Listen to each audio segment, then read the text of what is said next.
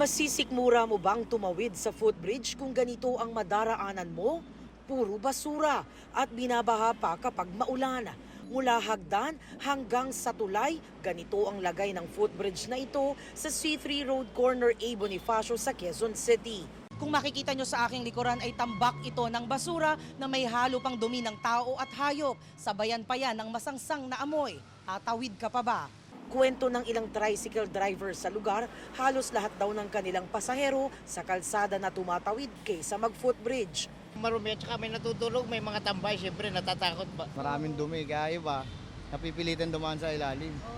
Ayon sa pamunuan ng Barangay San Jose na nakakasakop sa footbridge, ilang beses na nila itong nilinis. Sinita at pinaalis din ang mga tumatambay at nagkakalat sa footbridge pero bumabalik daw sila. Kasama yan sa clearing operation na ibinaba po sa amin ni DILG.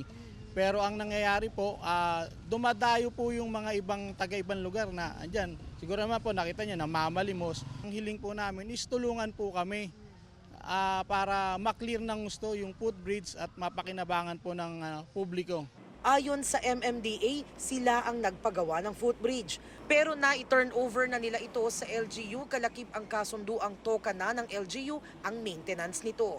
Sinusubukan pa namin kunin ang opisyal na tugon ng Quezon City LGU.